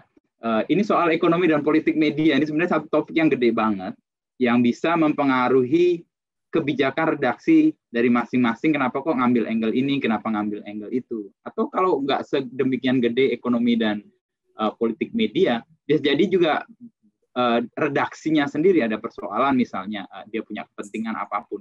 Makanya penting sekali dipastikan untuk mencegah hal itu, dan ini diatur oleh kode etik jurnalisme, bahwa media itu tidak berpihak. Hal nyata yang bisa diturunkan dari itu misalnya ketika media atau wartawan punya afiliasi politik dengan partai politik misalnya, atau afiliasi dengan kepentingan praktis tertentu, media itu setidaknya di Kompas ya, kompas.com juga, itu akan mencegah itu terjadi. Akhirnya kita akan minta mereka untuk keluar atau memilih, harus terus di sini dengan term bahwa kita tidak berpihak, atau keluar dengan ideologi dan keyakinan yang dipercaya. Karena itu akan mempengaruhi sekali di pemberitaan. Itu yang kemudian bisa mencegah. Tapi sebelum masuk ke pertanyaan ini, saya tergelitik dengan pertanyaan Mas Andia ke Mas Ikhar tadi soal literasi. Bagaimana sih literasi media itu dinilai ya? Apakah orang membaca sebaran WhatsApp group, sebaran di sosial media, Twitter atau Facebook itu dianggap literate? Tepat Mas Ikhar mengatakan enggak. Menurut saya juga demikian. Literasi media itu melek media sebenarnya. Melek itu artinya gini, kita memilih dan memilah sendiri artikel yang mau kita baca. Kalau kita dipapari itu kan kita nggak memilih, ada aja. Ya kemudian kita pilih-pilih juga sih. Tetapi literate itu artinya kita punya kendali atas informasi yang akan kita terima. Sebenarnya ini juga kritik kepada buku ini sebenarnya. Dobell ini dalam posisi yang kayaknya dia nggak bisa memiliki kehendak untuk menghindari berita. Kayaknya hidupnya tuh kayak terpapar berita terus gitu. Padahal dalam hidup pengalaman saya bisa cukup rileks dengan berita gitu ya. Ada berita banyak banget, tapi hidup saya tetap bisa tenang aja tuh, nggak terpengaruh. Saya membacanya sebagai ya itu informasi, itu hiburan dan sebagainya. Literat itu sebenarnya di situ, kemampuan memilih setelah dia memilah-milah informasi. Artinya dia melek matanya. Jadi tidak melek tapi tertutup kacamata kuda itu nggak melek sebenarnya. Tapi melek itu semua yang melihat. Itu sekaligus menjawab pertanyaan Mas Andya, relate ke Mas Ikhar dan buku ini karena kita sedang bahas buku ini. Lalu yang kedua tadi juga Mas Andya menyebut soal kenapa ya para senior itu malah justru lebih mudah terpapar informasi yang belum jelas sumbernya. Ini belum ada penelitian, tapi menarik buat studi ini sebenarnya. Suatu saat saya ikut sebuah kajian bersama teman-teman di sebuah agensi yang dia punya riset, lembaga riset. Jadi betul bahwa generasi X dan generasi baby boomers itu cenderung lebih mudah terpapar hoax dan lebih mudah menyebarkan dibanding generasi Y dan generasi Z. Belum ketahuan kenapa, tapi saya coba menerka aja kenapa ya. Saya kebetulan generasi X, Mas Ikhar mungkin juga generasi X ya, atau milenial, saya nggak tahu, atau X atau mungkin baby boomer. Saya mencoba bercermin pada pengalaman saya, kenapa generasi saya dan generasi di atas saya mudah sekali terpapar itu. Dan pengalaman saya membuktikan bahwa saya hidup menjadi remaja, dewasa itu di era di mana informasi itu cuma satu. Dan kita nggak punya kemampuan menyandingkan dan mengadu informasi itu. Ya udah satu, dulu Orde Baru namanya. Ya berita itu aja. Ya udah ketika kita dapat itu kita rasa benar dan itu karena udah bertahun-tahun kita alami saat media sosial demikian gede, kita dapat informasi satu, ya udah terbiasa ini udah benar, ini udah benar. Beda dengan generasi Y dan generasi Z misalnya. Dia sejak lahir udah terbiasa dengan banyak informasi sehingga dapat informasi dia slow aja. Oh, ada informasi yang lain kok, meskipun tidak tertutup kemungkinan juga generasi Z dan ya ini punya kecenderungan yang sama, tetapi generasi yang lebih senior punya kecenderungan untuk lebih percaya pada hoax dan yakin dengan hoax itu sampai ada di WhatsApp grup keluarga misalnya om kita atau pak adik kita tuh memaki-maki anak-anak yang atau ponakan-ponakan karena ini benar nih om yang bilang nih nggak bisa ini enggak ya, karena sudah terbiasa dalam pola pikir satu sumber informasi. Nah ini kita mungkin dalam masa transisi ya yang memungkinkan kita dalam situasi untuk mudah-mudahan berubah. Jadi generasi Y dan generasi Z ini akan menjadi generasi yang lebih terbuka, lebih literate, lebih berani menyandingkan informasi, lebih mau berdebat, lebih mau berargumentasi, sehingga dia tidak mudah termakan oleh hoax atau informasi yang datang tanpa upaya untuk melakukan verifikasi karena dia sudah punya kemampuan menerima informasi dari sumber-sumber lain sehingga diperbandingkan. Itu jawaban saya sekaligus yang agak ke depan tadi Mas Andya. Tapi kalau soal perbedaan angle dan sebagainya, ya kadang-kadang kalau dalam konteks berita dalam day-to-day activity ya, itu lebih kayak upaya menarik perhatian pembaca sebenarnya. Masalahnya, ini masalah yang dikritik juga oleh Dobell. Kadang-kadang itu terjebak ke clickbait. Dan itu bahaya banget. Dan di kompas.com itu dihindari dan saya katakan tidak boleh pakai judul awas rekor lagi gitu-gitu. Itu kita hindari karena itu clickbait banget dan membuat suasana pembaca itu menjadi sangat kacau balau yang dikhawatirkan oleh Dobell ini terwujud dan orang tidak bisa hidup bahagia, tidak hidup tenang dan tidak hidup bijaksana seperti dikatakan Dobell karena kita melakukan gaya berita dengan sifatnya sensasional atau mengejar clickbait. Clickbait dalam arti tertentu ya, umpan klik itu fine karena menurut saya, kalau menulis tidak membuat daya tarik atau tidak memiliki daya tarik, apa artinya tulisan kita? Semulia-mulianya wartawan atau penulis itu ketika tulisannya itu banyak dibaca atau banyak memberi pengaruh. Nah, kalau dia saja tidak mampu menarik perhatian, ya tentu penarikan perhatiannya harus terukur. Nah, ini dalam posisi ini memang berita itu di dalam warta itu di dalamnya ada art tuh, WARTA ya. Art itu ada seninya sebenarnya di situ, warta berita. Itu posisi itu yang kemudian saya tanggapi dari pertanyaan Mas Andia, sekaligus mengaitkan dengan apa yang dikatakan oleh Dobeli. Oke.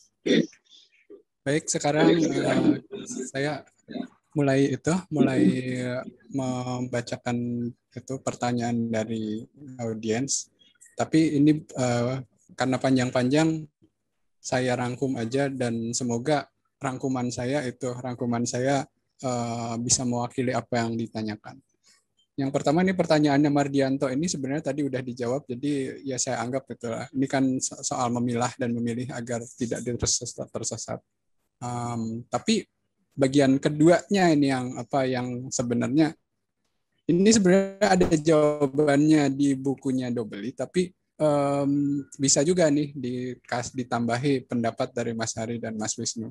Apa hidup harus dilengkapi dengan berita agar kita ini tidak ketinggalan? Gitu.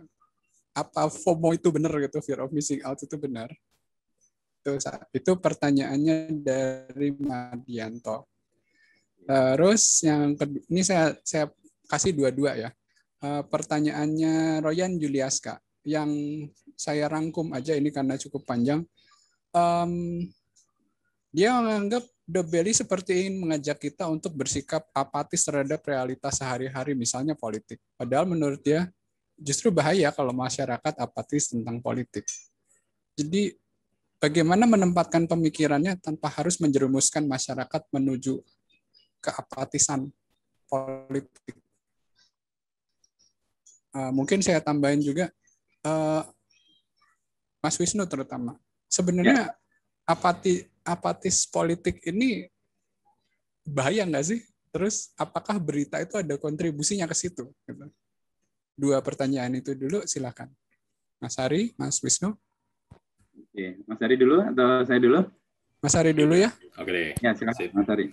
Ya, untuk Mas Mardianto ya, apa hidup harus diikuti dengan berita? Tadi saya sudah mengatakan salah satu fungsi dari media massa itu adalah membawa kita mengikuti apa yang terjadi, untuk mengikuti perkembangan yang terjadi di lingkungan kita. Ya, tentu saja bagaimana kita mendefinisikan lingkungan ini juga bisa sangat beragam. Ya, mana yang kita anggap relevan atau tidak. Lingkungan itu kan bisa kita lihat lingkungan fisik ataupun juga lingkungan katakanlah minat, perhatian, ya, dan lain-lain seperti itu. Menurut saya berita tetap penting, tetapi kita harus jaga berita itu yang kita ambil, yang kita konsumsi itu adalah sesuatu yang kita anggap relevan buat kita untuk mengetahui perkembangan, dan juga yang ya tadi berita kan bisa juga menghibur seperti yang tadi dikatakan Mas Wisnu ya. Jadi berita itu jangan kita lalu lihatnya serius melulu begitu ya. Kita kan juga sering melihat ada banyak berita-berita yang lucu-lucu, yang konyol-konyol dan lain-lain seperti itu, dan kita juga membutuhkan itu untuk ya membuat kita hidup jadi lebih tersenyum gitu ya, imunitas naik dan lain-lain. Misalnya begini, dalam situasi pandemi ini, kalau mau diurutkan ya apa yang terjadi kita masing-masing sejak Maret 2020 sampai hari ini, saya kira banyak hal kita akan sangat berterima kasih kepada berita-berita yang ada.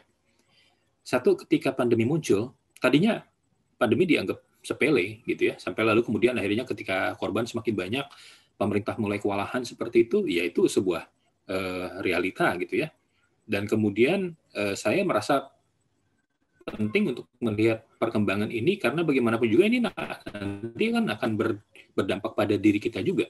Saya sudah divaksin sebulan lalu, sudah lengkap seperti itu, dan keluarga saya juga sedang sudah mengalami vaksin yang pertama dan sedang menunggu yang kedua. Artinya apa? Artinya kita saya menganggap berita tentang vaksin, berita tentang COVID ini penting. Mulai dari soal penyebaran, ya, terus kemudian kan perkembangan dari hari ke hari seperti itu kan membuat kita jadi lebih waspada begitu ya. Kita terus terang memang perkembangan ini melewati sebuah proses ya. Awalnya sempat ada yang bilang yang pakai masker itu yang kena aja gitu. Tapi kemudian dibalik, semua orang harus pakai masker, ya. Terus kemudian ya waktu itu kan juga direvisi ketika banyak orang menggunakan masker bentuknya kain atau yang buff itu. kemudian direvisi, enggak harus masker yang bedah dan lain-lain seperti itu. Wah, itu semua saya kira adalah perkembangan dan kita juga belajar. Dan kemudian kita juga lihat bagaimana dalam situasi pandemi ini manusia pun juga belajar. Ketika akhirnya ada yang menemukan vaksin, ya, lepas itu dari negara mana dan lain-lain seperti itu, tapi itu kan adalah upaya-upaya untuk merespon situasi yang ada, ya. Sampai hari ini lalu kemudian pemerintah juga sedang gencar menggenjot vaksinasi dan lain-lain seperti itu, ya artinya memang kita perlu mengetahui gitu ya perkembangan sekitar itu, dan saya kira memang kita nggak bisa menghindar dari sana. Grafik yang disampaikan misalnya saya baca kemarin dari Harian Kompas misalnya, kita jadi lihat perkembangan sebenarnya di awal tahun 2021 sampai ke bulan Maret itu sebenarnya sudah mulai melandai. Kasus per hari itu mungkin hanya sekitar tinggal 6.000-an, 6.000, 7.000 seperti itu. Baru kemudian April ini naik lagi ke atas dan lain-lain, dan sekarang sudah tembus sampai ada yang 22.000 ya. Itu artinya menurut saya kita kalau saya pribadi saya tidak ingin lepas dari berita itu. Walaupun saya tidak ingin sangat edik gitu ya. Tapi minimal yang penting-penting itu saya ketahui gitu ya. Jadi itu yang saya katakan. Kemudian untuk Mas Royan soal apatis terhadap politik, ya politik tentu saja punya banyak dimensi ya. Tetapi saya kira soal pandemi ini juga ada urusannya dengan politik ya. Politik dalam hal soal oleh pemerintah dan kemudian dilakukan kepada masyarakat dan lain-lain seperti itu, saya kira itu juga politik. Dan saya kira kita juga perlu tetap memperhatikan itu. Politik tidak semata-mata urusannya dengan pemilu, urusannya dengan partai-partai, tapi juga soal perumusan kebijakan, itu juga politik. Saya kira itu. Mas Hari udah? Udah. Oke. Sekarang Mas Wisnu silakan. Ya, saya coba tanggapi beberapa pertanyaan ya. Beberapa sudah dijawab sama Mas Ikhar sebenarnya, Mas Ignatius Haryanto. Saya akan mencoba menjawab apakah kita perlu stop membaca berita atau masih relevan nggak sih berita. Menurut saya kalau berita sudah menjadi kecanduan seperti dialami Dobeli, stop lah. Karena banyak hal yang harus kalian urusi juga. Nggak cuma ngikutin berita. Artinya gini, lalu berita macam mana yang harus kita ikuti? Itu pertanyaan berikutnya kan. Toh Dobeli juga tidak membuat kita untuk stop sama sekali dalam bacaan-bacaan awal yang saya baca di bab awal. Itu kan juga dia memilih The Economist, memilih jurnal-jurnal yang relevan buat dia menganjurkan buku dan sebagainya. Itu oke, itu sesuatu yang menurut saya masih bisa diikuti. Tetapi tetaplah membaca berita ketika berita itu memberi kamu perasaan bahagia, memberi perasaan tenang dan perasaan bijaksana. Saya kembali ke logikanya Dobeli sih, karena dia stop membaca berita manifesto untuk hidup yang lebih baik. Ada kok berita yang bisa membuat hidup kita bahagia, membuat hidup kita tenang, membuat hidup kita lebih bijaksana. Bijaksana kan kalau kita membuat pilihan atas sesuatu dengan banyaknya pertimbangan. Nah, berita menjadi sumber di situ sebenarnya. Apapun yang kita pilih. Lalu soal apatis dalam politik. Saya juga mau pakai logikanya si Dobeli ini. Dia punya kegeraman kepada media yang tidak bisa mengubah apapun, tapi kontradiktif juga dengan kesadaran dia bahwa dalam hidup ini kita tuh nggak bisa melakukan banyak hal terjadi di luar kendali kita. Ini stoik banget memang. Nah, dengan kesadaran itu media pun sebenarnya juga nggak punya pretensi untuk mengubah dunia sebenarnya, nggak ada keinginan untuk dalam arti semua berubah karena media. Tapi gini. Kenapa kok media tetap diperlukan? Ini kemudian pertanyaannya saya balik di kenapa media diperlukan. Tadi Mas Ikhar mengambil contoh kasus pandemi di Indonesia terakhir-terakhir ini. Media itu punya peran, menurut saya, ini sekali lagi bias karena saya orang media, saya menganggap itu klaim ya, atau bisa jadi keliru juga klaim saya. Tetapi karena kegencaran media berteriak soal situasi yang nggak baik-baik saja, pemerintah kemudian mengambil keputusan yang kita lihat kemarin, ada PPKM mikro yang darurat itu.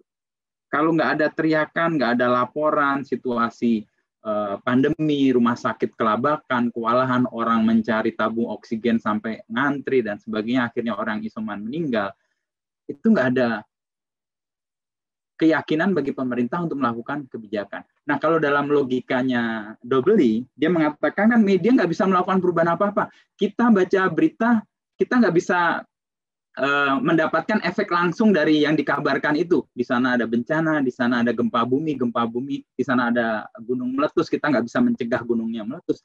Iya, tidak bisa. Memang itu di luar kendali kita. Persis kritik Dobelli terhadap media ini sejalan dengan keyakinannya bahwa nggak semua bisa kita kendalikan. Media juga nggak punya pengendalian sedemikian banyak juga.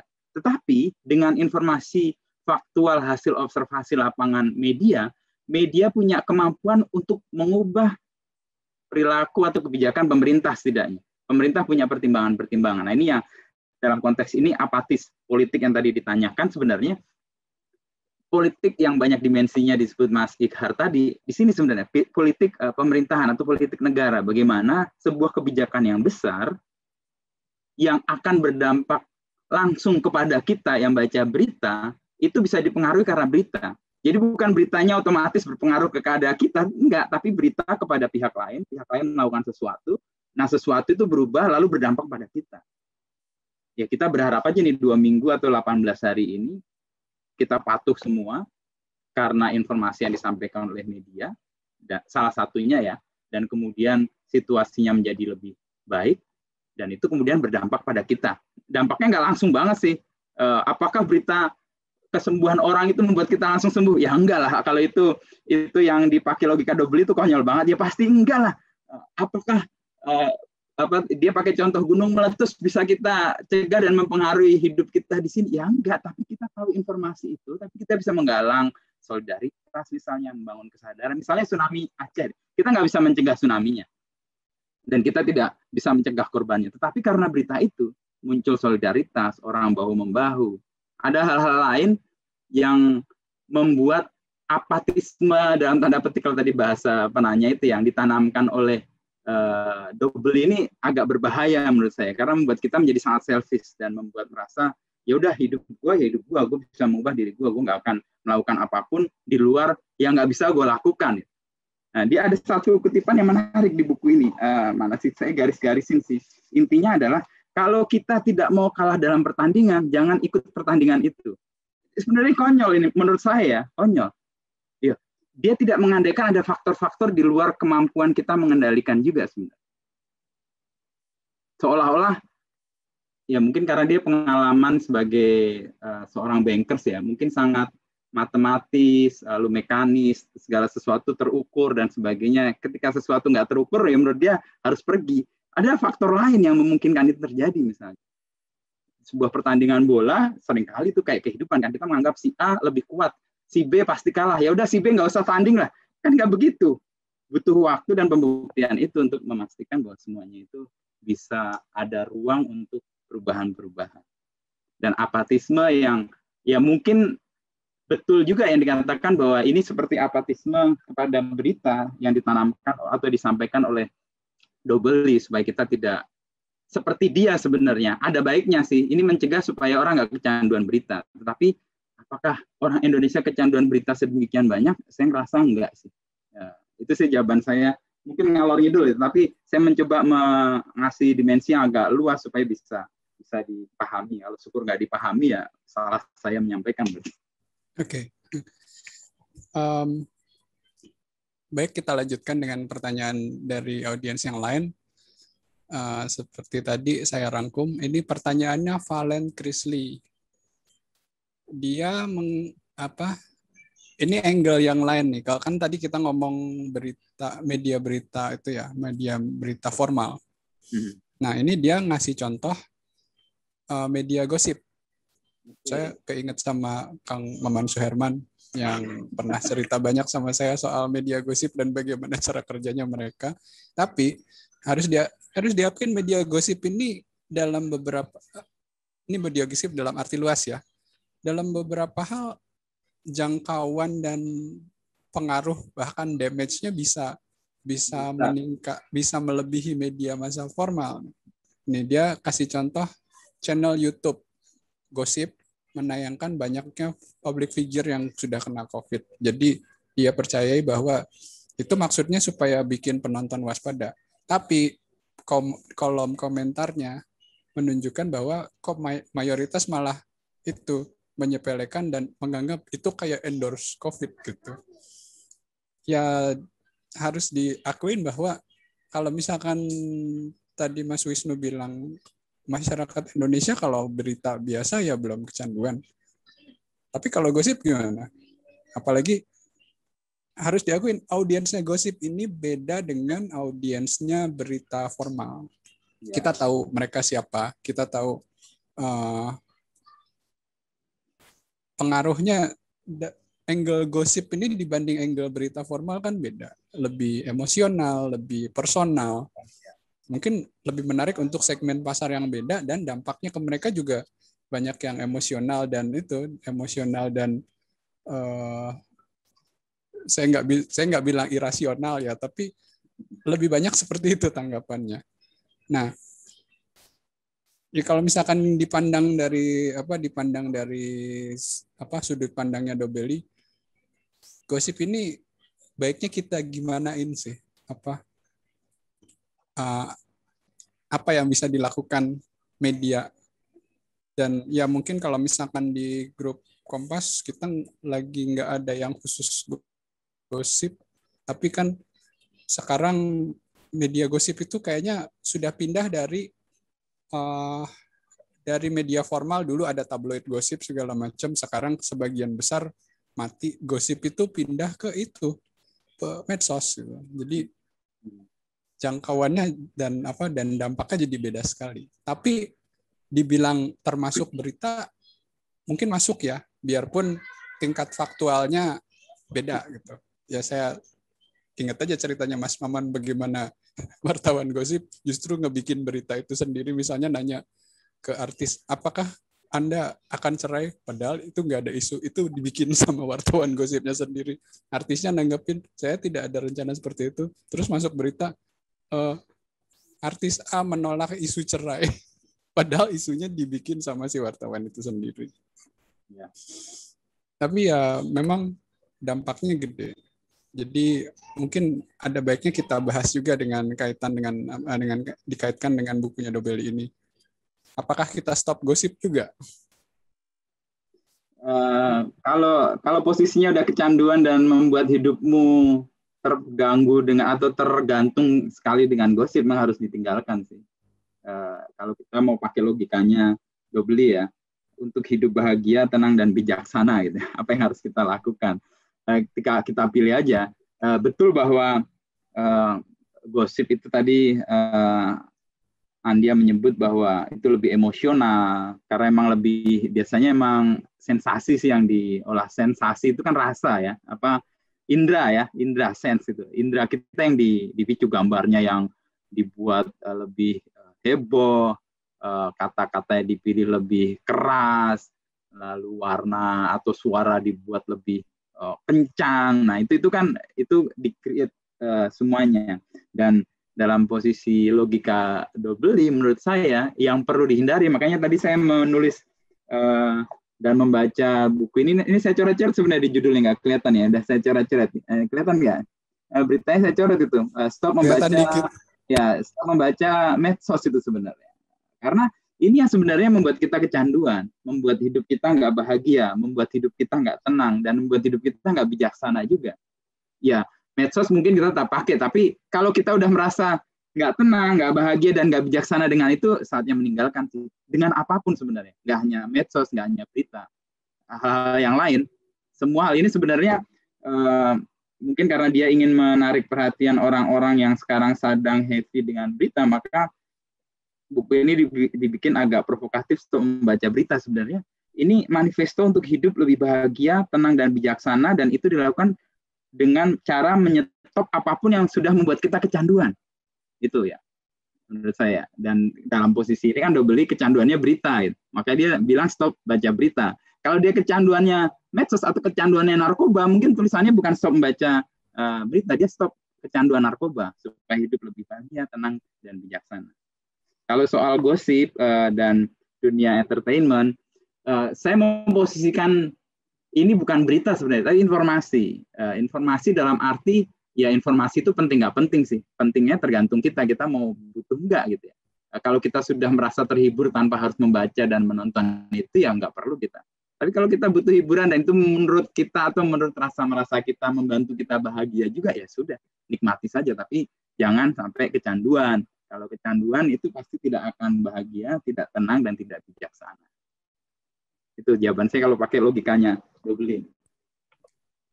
Mas Ari, ini mungkin komentarin soal bagaimana akun gosip bersaing sama berita formal. Oke. Ya. Kalau pakai cara pikir Dobelli, mungkin ini yang paling pertama dibuang. Ini yang paling pertama dihindari begitu ya. Misalnya gini, setiap kali saya mau buka email saya masih pakai Yahoo nih, gitu ya. Tapi kalau ketika saya buka tampilan pertamanya Yahoo, pasti selalu yang ada di paling depan itu adalah berita-berita soal artis. Hari ini ketika saya ingin membuka itu, muncul berita tentang perceraian Vicky Prasetyo. Ngapain saya klik? Penting juga enggak gitu buat saya gitu ya. Emang apa dampaknya gitu kalau Vicky itu bercerai lagi gitu ya, lagi dan lain. Dan sekarang sama siapa lagi gitu, Karlina apa siapalah namanya itu. Ya buat saya nggak penting. Dan berita-berita gosip seperti itu, ya ini mungkin pilihan saya ya. Tapi saya tidak dalam posisi yang misalnya orang lain semua nggak boleh nonton gosip. Enggak. Buat saya ini pilihan juga. Soal demokratisasi juga gitu ya. Artinya orang boleh-boleh aja sih kalau mau nonton. Tapi kalau saya pribadi ditanya, ya saya nggak akan mengkonsumsi yang begituan karena buat saya apa gunanya? Kecuali kalau saya pas iseng akhir pekan gitu ya, di rumah lagi santai terus kemudian nyalain TV misalnya terus kemudian mencet ada berita ini apaan sih ini begini, ya paling saya akan stay mungkin cuma 5 menit, habis itu saya tinggal lagi begitu, karena buat saya nggak ada relevansinya buat saya begitu ya. Yang saya ingin katakan adalah bahwa media hiburan itu juga sebenarnya punya tempat yang sama di dalam masyarakat. Sama misalnya kalau di Inggris itu ada tabloid namanya The Sun yang rasanya kalau dicetak tuh sampai 1 juta eksemplar ya. Tetapi pada saat yang sama, Inggris juga punya koran namanya Guardian, punya majalah namanya Economist, ya, yang sangat serius, sangat detail dengan data dan lain-lain seperti itu. Tapi dua-duanya hadir ya sama gitu, punya kesempatan yang sama. Tinggal kepada kita mau milih yang mana. Mau baca The Sun yang isinya heboh-heboh seperti itu setiap hari gitu ya, atau kita baca tulisan-tulisan yang memang jernih, yang kemudian memberi kita perspektif baru, data baru dan lain-lain begitu ya. Nah itu, jadi menurut saya dunia media hiburan seperti itulah kira-kira. Baik, oke kita lanjut ke pertanyaan berikutnya. Ini ada dua pertanyaan yang mirip. Jadi saya gabung pertanyaan Anwidi dan Yunita. Mereka sebenarnya itu mengomentari berita-berita negatif mencekam. Terus Aan bertanya, apakah media perlu lebih banyak menonjolkan angle optimisme dalam misalnya penanganan pandemi COVID-19? Ini saya sambung ke Yunita. Apakah mungkin Dobelli ini concern tentang kesehatan mental manusia? Jadi di satu sisi, kalau fokusnya kesehatan mental manusia dulu, jadi dalam arti kita pengen bahagia, kita pengen tentram. Jadi apakah media itu ya udah beritain yang bagus-bagus aja gitu. Padahal kita tahu salah satu ini yang saya dengar dari Pak Rakitri dulu, yang buat media ya bad news is good news gitu. Jadi kadang-kadang buat media emang lebih asik kalau ada kejadian yang buruk sekalian, pemberitaannya banyak, orang baca, dibanding kalau memberitakan hari ini tidak terjadi apa-apa, semua berjalan lancar. Itu kan ya buat apa diberitain gitu. Tapi ya itu, media itu, jadi kan kayaknya media itu sebenarnya punya tanggung jawab nggak sih untuk membahagiakan audiens? Ya saya punya pendapat sendiri soal itu, tapi saya tanyakan ke Mas Hari dan Mas Wisnu, apakah media itu sebaiknya seperti itu gitu? Apa mengutamakan kesehatan mental pembaca dan audiens dan lebih banyak optimismenya daripada berita negatif gitu. Apakah itu sehat? Atau apakah justru memang seharusnya gitu? Kalau menurut saya nih, ya, menurut saya namanya berita ya tampilkan realitas apa adanya begitu. Kalau memang ada hal buruk yang terjadi gitu ya, misalnya nih, apa yang terjadi di Madura misalnya terkait dengan soal vaksinasi dan lain seperti itu kan sesuatu yang memang faktual ada. Dan kita juga mungkin bisa belajar sesuatu tentang apa yang terjadi di sana gitu ya. Bahwa ternyata ada kelompok orang tertentu yang memang menolak vaksin dengan mungkin alasan macam-macam seperti itu gitu ya. Tapi tentu saja mungkin kalau kita ditanya apa ya pelajaran yang kita bisa dapatkan dari peristiwa di Madura seperti itu gitu ya. Ya tentu banyak hal yang bisa kita bahas gitu ya. Apakah itu sosialisasinya kurang ataukah orang-orang di sana itu memang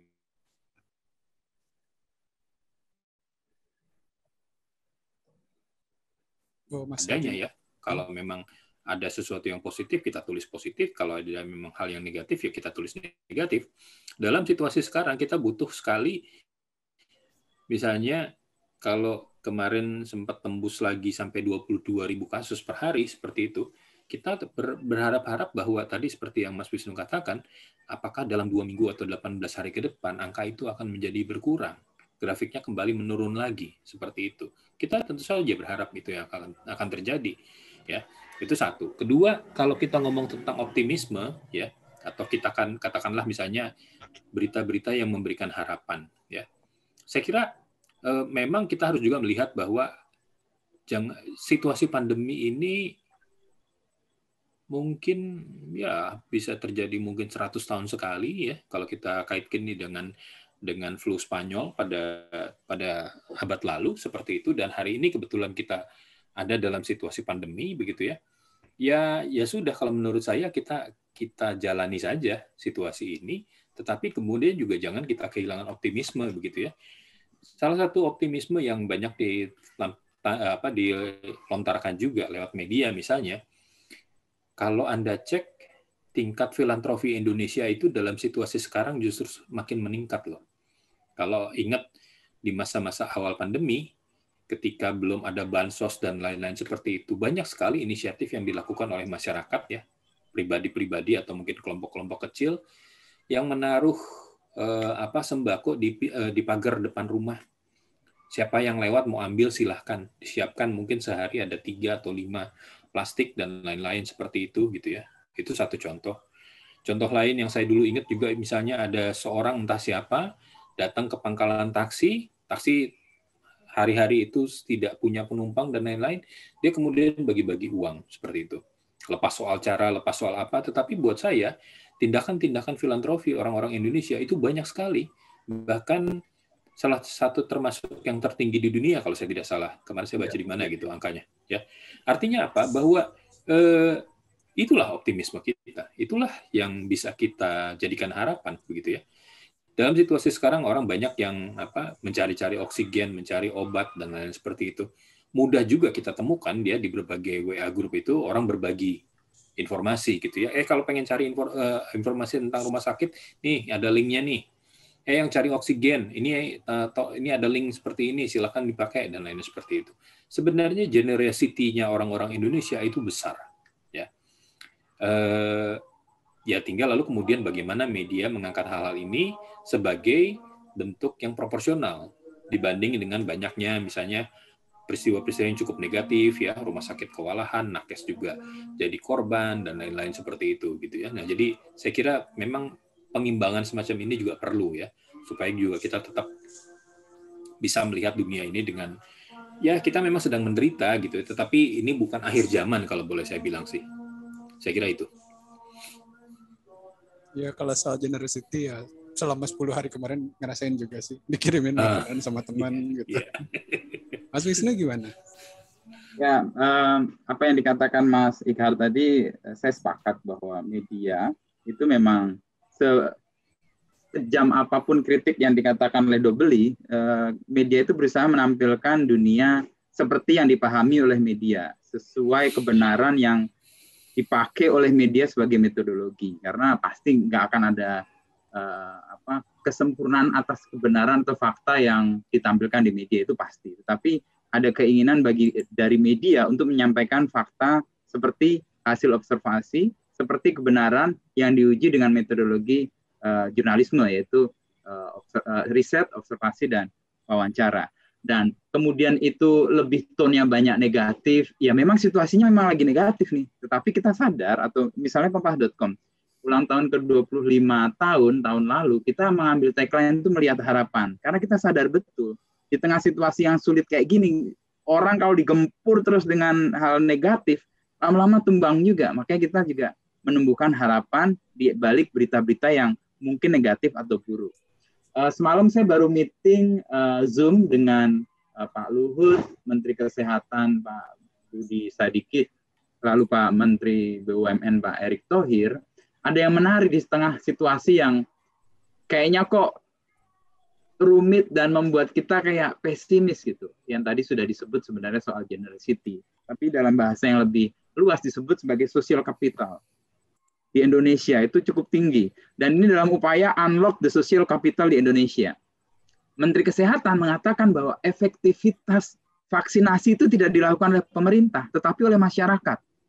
Dia menyebut misalnya Kanisian, lalu alumni, Serviam, lalu NU, lalu Muhammadiyah, itu sangat efektif melakukan langkah-langkah yang harusnya dilakukan oleh pemerintah. Ini sosial kapital kita, dan itu menumbuhkan harapan yang membuat hari Sabtu lalu kita rekor pertama tuh, selain pencapaian jumlah positifnya kita pecah rekor, hari itu vaksinasi pecah rekor tuh 1,3 juta. Karena sosial kapital yang kita miliki itu kita lepas kunci-kuncinya. Makanya di hari itu juga diputuskan vaksin tidak lagi based on domisili dan tidak harus pakai KTP lokasi itu, tapi bisa dari mana-mana. Ini sedang dilakukan meskipun keterbatasan masih banyak, tapi fine, ini ada terobosan-terobosan yang kemudian bisa dilakukan. Bahwa kemudian apakah ini masih kurang dan membuat orang masih punya realita yang membuat dia tertekan, ya situasinya memang kayak gini. Tapi kita berusaha menampilkan apa yang ada dan juga menjaga kewarasan atau harapan dari publik. Tadi ada pertanyaan soal apakah yang menjadi concern dari Dobel ini soal kesehatan mental.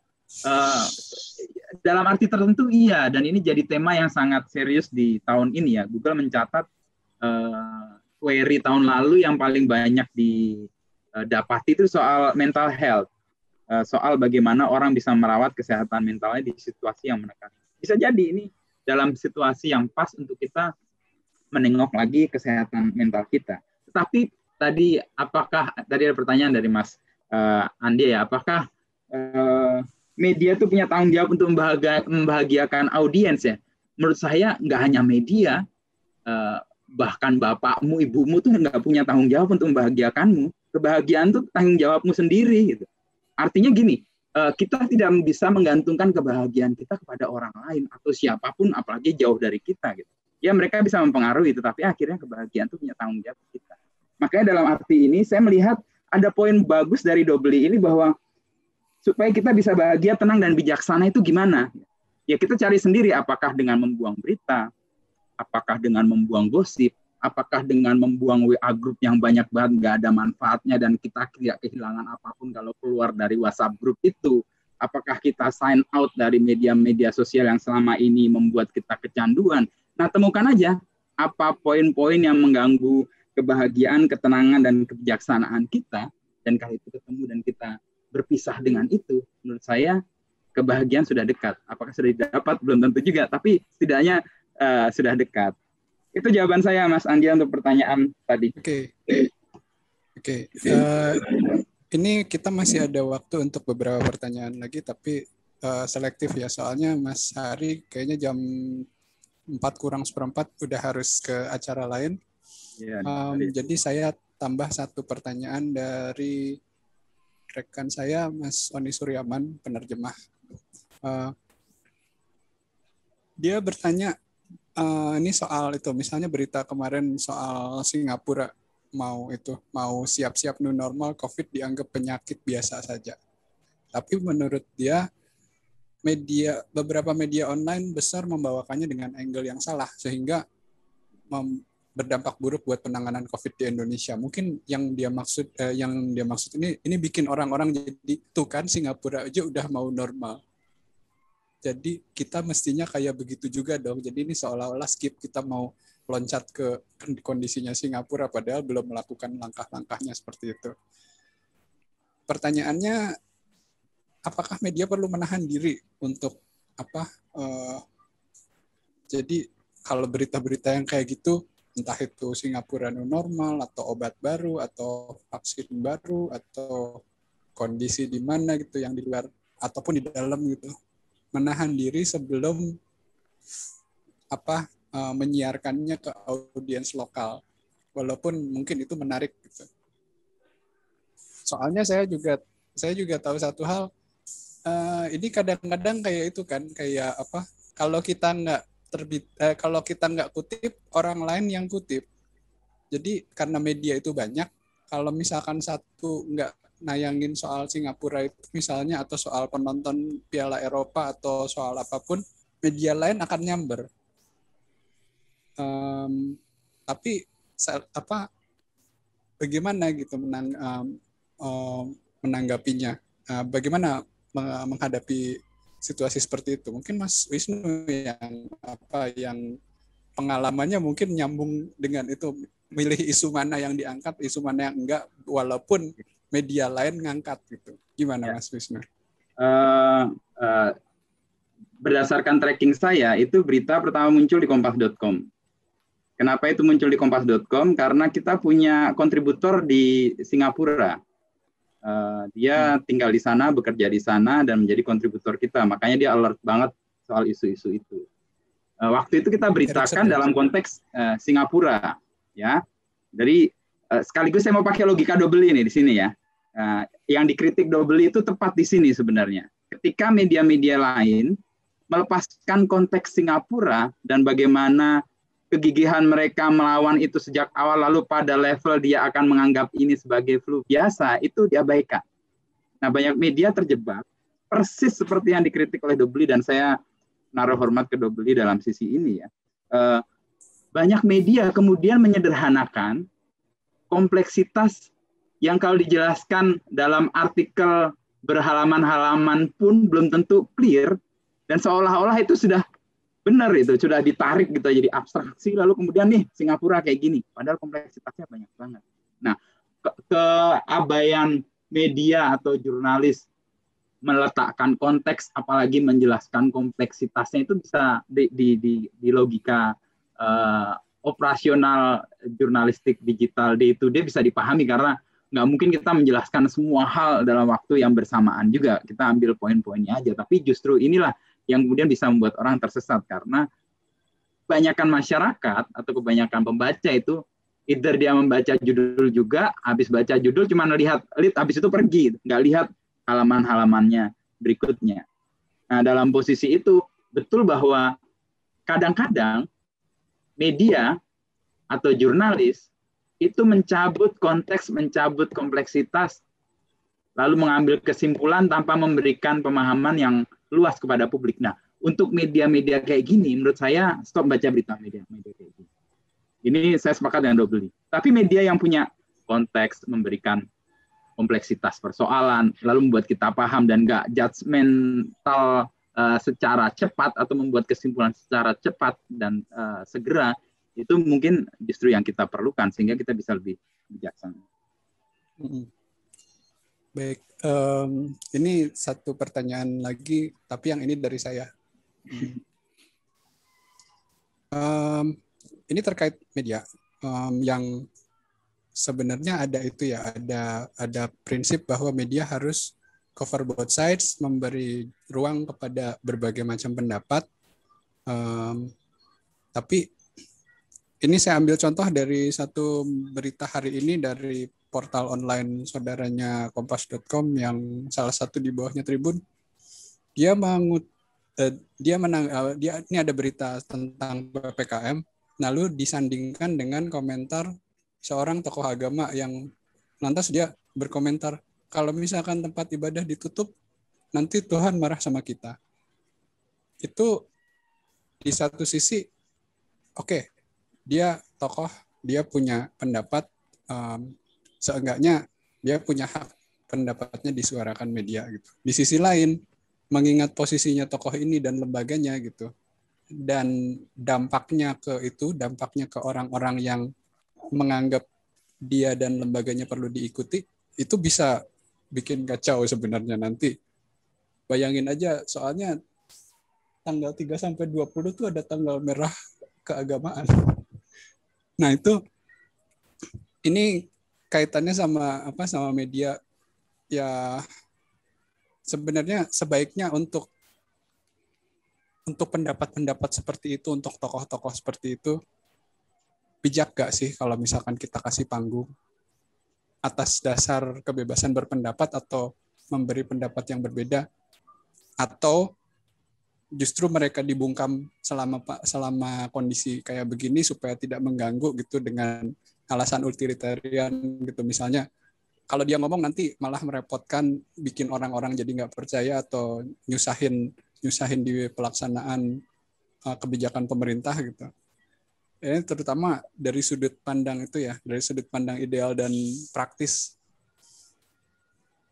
Mungkin Mas Hari atau Mas Wisnu ada komentar? Oke, saya komentar deh. Coba Mas Hari. Gini, komentar dari tokoh agama seperti itu harusnya pertama kali medianya atau jurnalisnya ya punya sensitivitas ya. Apakah komentar semacam ini pas ya, narasumber yang dipilih ini pas gitu ya. Dan kemudian juga saya kira kita juga harus lihat bahwa dalam situasi pandemi seperti ini bukan hanya 1-2 kelompok yang terdampak begitu ya, yang mengalami penderitaan, tapi saya kira seluruh lapisan masyarakat. Jadi media harusnya lebih bisa menunjukkan bahwa ya sudah, mari kita ikuti gitu ya. Situasi pandemi ini memang berdampak ke semua hal dan pemerintah sudah memberikan langkah-langkahnya, dan langkah-langkah itu dilakukan untuk membuat situasi akan jadi lebih baik begitu ya. Mohon maaf nih kalau saya agak sedikit nakal ya. Klaim pernyataan dia, gimana kita lakukan verifikasi? Klaim dia soal Tuhan marah, bagaimana kita lakukan verifikasinya? Jadi artinya bahwa menurut saya klaim-klaim semacam ini yang harusnya perlu dikurangi dari media. Wartawannya juga harus cukup lebih cerdas lah ya untuk memilah mana narasumber yang pas, yang cocok gitu ya. Tentu saja hal seperti ini pasti ada dampaknya dengan kegiatan keagamaan. Tapi apakah lalu kemudian kegiatan keagamaan dilarang sepenuhnya? Kan tidak. Yang dilarang itu adalah dalam pertemuan-pertemuannya di gedung-gedung ibadah gitu ya. Tapi beribadah secara pribadi atau beribadah secara online kan juga tetap dimungkinkan begitu ya. Jadi menurut saya ya ngapain juga gitu ya media tersebut memberikan ruang kepada pendapat-pendapat yang mungkin malah makin memperkeruh situasi begitu. Saya kira itu. Mas Wisnu? Ya, sepakat saya dengan Mas Ihar. Butuh kebijaksanaan atau kemampuan dari tim editorial untuk memilih sebuah berita atau artikel atau narasumber bahkan dari banyak kemungkinan yang ada. Dan sensitivitas itu memang sekali lagi kalau warta itu di dalamnya ada WARTA ya, ada art, ya ada seninya sebenarnya di situ. Nggak bisa. Itu medianya warta, Mas. Warta ya, itu. Saya nggak lihat padahal ya. Ya mungkin saya merasa kurang bijak juga sih menampilkan hal kayak gitu karena memang yang bukan tempat ibadah ditutup itu sebenarnya. Kan ibadahnya nggak ditutup, benar kata Mas Ihar. Dan klaim yang dikatakan oleh si pemuka agama itu bisa digugat dengan cepat bahwa itu salah secara logika juga. Tapi ini memberi panggung yang mungkin ya saya memahami kesulitannya, mungkin beritanya nggak banyak atau ini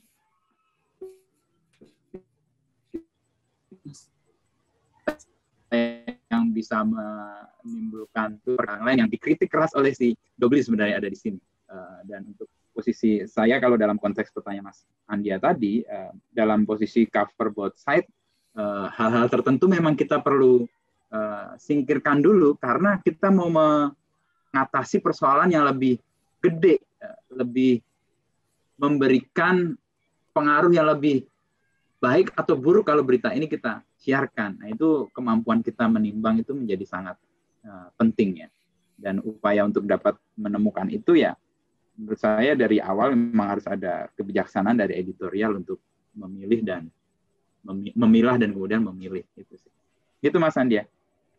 Baik, kita sudah berdiskusi mengenai buku Rolf Debelys yang ini, Stop Membaca Berita, bukunya provokatif, tapi tentunya ada manfaatnya buat kita.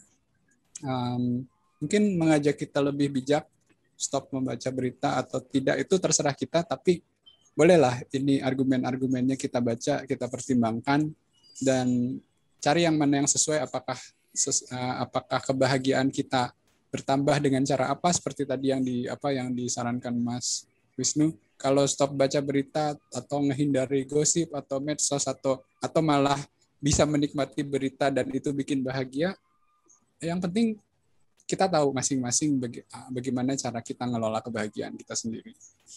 Terima kasih buat Mas Hari, buat Mas Wisnu, sukses buat semuanya, tetap jaga kesehatan, dan yang penting juga kita tetap optimis lah. Kita lagi susah, tapi susah juga ada ujungnya.